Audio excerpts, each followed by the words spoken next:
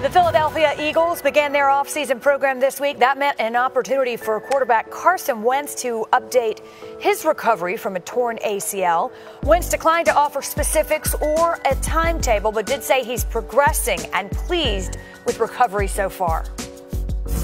I'm not going to change. I think I'm always going to learn. I know even from first year to second year, I thought I learned quite a bit on how to protect myself, and then going back and watching again, there's things to just keep learning from. But as far as overall changing my style, I mean, that's not going to happen. The last time we spoke, you mentioned week one as your goal, and you said you believe you'd be there week one. Is that still the way you're thinking now? Yeah, that's still the goal. Adam, these things take their time. We've seen that their own time. They're on their own timetable. There's no question. Everybody heals differently. Do you expect we'll see Wentz as early as week one? Wendy, what I would say is this. When he initially tore his ACL and his LCL in week 14, the diagnosis at the time was 9 to 12 months. So if we just go back and look at the timeline, if he was ahead of schedule or as good of recovery as he could have, that would put him on track to play in the opener. Now, if the Eagles didn't have a backup quarterback, we'd say, okay, well, boy, it's really imperative that he be out there. But they just went through the playoff run that they did with Nick Foles, and they showed that they could win with him.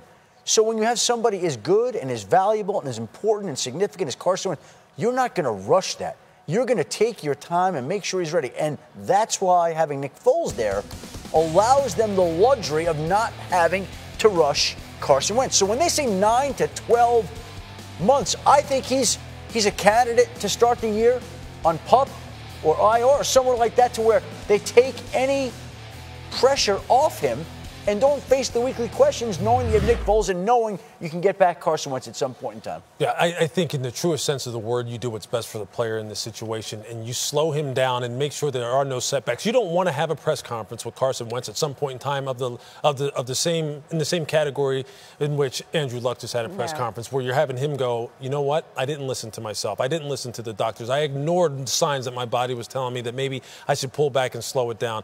And I don't think they'll do that, and you're right. And part of it is because of the fact that they have some cushion, obviously, with Nick Foles, who obviously is a Super Bowl winner now. But I think that this is the kind of thing that I think all medical departments and all training staffs need to be aware of. And I think Andrew Luck's press conference should kind of ring a little bit of an alarm bell for everyone.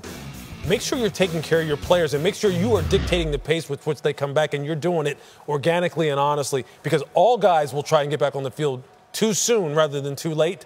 And with this kid, look, he's a generational player. I'm comfortable in saying that. He's something of the likes with which you don't see come along very often. Don't waste him. Don't ruin him by rushing him back. And I don't think they'll do that at all. I think the first week after he got hurt, they played the Dallas Cowboys, or shortly thereafter, where Nick Foles struggled and looked bad out there. Now, if he had had that game and then went into the playoffs and they lost to Atlanta in round one and the offense was inept, I think the conversation and mood around Carson Wentz would be a lot more urgent today than it is had it gone the other way. But Nick Foles came out and played great. So you don't have to rush Carson Wentz alone. The pressure is off. And again, I think they're going to take this up. He could target week one only once. He should be targeting week one. Are we going to see him? I have a question about that. 9 months would be around September 10th, by the way. And we all watched that Andrew Luck press conference, and it was troubling in a lot of different varieties. Sure. Nobody wants to see that again. Texans quarterback Deshaun Watson also making his way back from an ACL injury as well. Head coach Bill O'Brien says Watson is on track and will return in 2018. That's what you call leaving the door open, although it remains unclear exactly when Watson will be ready to go.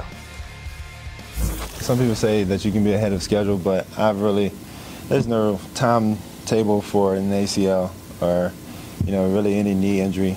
You come back whenever you feel healthy. I've dealt with adversity before, had injuries before. I didn't let that slow me down. I made sure that I came back stronger, and it just changed my attitude of the game.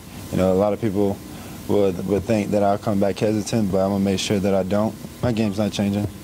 Whatever you've seen last year is going to be the same, if not better. Listen, I mean, other than the backup quarterback situation, it's really the same thing here. This is a young, phenomenal quarterback who just exploded onto the scene last season, Adam, before he got hurt. And again, you cannot risk further injury or a setback. But again, just as we were saying with Carson Wentz and Nick Foles, if he doesn't play, Deshaun Watson isn't ready on opening day. Who's starting for the Houston Texans at that point in time? Do we know? No. And therein lies there's a big difference there, of course, than what we just talked about with the Philadelphia Eagles.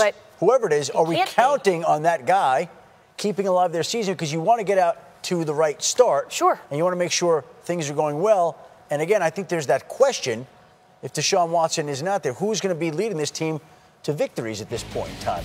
So you got a situation there. I think that they have to be very careful with who it is that they're putting out there, what they're doing at that point in time. And again, that knee, you've got to be very, very careful with that at that point in time. Lewis, Brandon Whedon would be up. The sample size is small, but we saw what half a season almost. What's the ceiling here with Deshaun Watson? How good can he be? Well, I think as he continues, Wendy, to develop his game in the pocket, which you saw this year, he made tremendous strides with, and in particular from the pocket, throwing the deep ball, and throwing the deep ball outside the pocket in those second reaction kind of ad-lib type of plays. I think the sky's the limit as far as the ceiling is concerned with Deshaun. And I think, Bill O'Brien struck the perfect balance as far as integrating, especially on first and second down, the play-action passing game, integrating what he did at Clemson with what they were doing with Houston. And then on third down, I think he exceeded everybody's expectations as far as how he would be able to deal on those downs where routes become a little bit more predictable because everyone pretty much runs the same thing on third down and everyone knew that you were passing and you didn't have the benefit of play action. So he answered some questions last year for everyone that I don't think everybody was anticipating he would answer that quickly. So when you see that kind of, tremendous ascension as far as his development's concerned, well, who's to say it should stop there? I think it'll keep going. He looked like a transcendent talent. But let's get back to this for a moment. If Brandon Whedon is opening the season as the Texans quarterback, what are we expecting? Well, you're expecting an offense that obviously becomes very much so a shell of what it would be with Deshaun Watson. I mean, there's no question about that. And you saw the effect that Deshaun not being there has on a guy like DeAndre Hopkins. Those are the kind, and Will Fuller. I mean, those are the kind of players that really Deshaun lifts teams. He lifts players. He makes them better. And that's not just talk. He did that for people. So with him not being there, the whole fabric of the offensive side of the football becomes much, much different. They went into New England and almost beat the Patriots in New England with a rookie quarterback. Without him, it felt like they couldn't win a game. That's right. Yeah, Carson Wentz and Nick Foles, this is not. I mean, therein lies a distinction there. Packers quarterback Aaron Rodgers didn't deny he'd been somewhat frustrated by some of the team's offseason decisions and not being consulted, but he did say you have to trust the process, and it was his job to play quarterback. With 2 years remaining on his current deal, Rodgers also confirmed there had been some positive dialogue regarding an extension. I know my role, and that's to play quarterback the best that I can, and the team is going to try and put the right guys in place, the right coaches in place, the right players in place. And you just have to trust the process. As we've talked about over the years, this process works, and it has worked for Mike for a number of years. Obviously, that's why he's still here in his 13th season. We've had a lot of success here, and you've got to trust the process. I wouldn't say that Aaron Rodgers changed his tune. He didn't outright deny that there'd been some frustrations, but he certainly took the high road here, at least publicly, and towed the company line and said, look, it is what it is, and it's my job to play quarterback. Do they get a deal done and move on from here? Well, I think I'm sure that's probably something that's in the back of Aaron's mind is that, look, I'm looking at this big picture for myself overall as far as what do I want to get done individually, contractually, and I don't think I want to set the tone of being someone who right now sounds very upset about all the things. Everyone knows that I don't agree with all the coaches that they made, or rather all the changes that they made on the coaching staff and with some of the players. That's already put out there. Let me try and back this back down so I can go ahead and start working long-term towards a deal. And the fact of the matter is this. Aaron is the Green Bay Packers. Teams do follow his lead. You don't want the other players looking at your leader and going, man, he's not very happy. He doesn't seem like he wants to be here. He doesn't seem to be trusting the process. So why should we? Should we start having some questions? Should we start looking at things a little bit sideways? Aaron understands how important he is to that organization. And I think that was a chance for him to go, okay, let me just calm this down. Smooth the waters. Everybody, look, we're good. And he was the one that unsettled him to begin with. That's right. Exactly. Yeah, and he was the only one who could really settle them. And without saying, you know what, I need to take responsibility for it, he kind of did. Right. Yes, I think that's a fair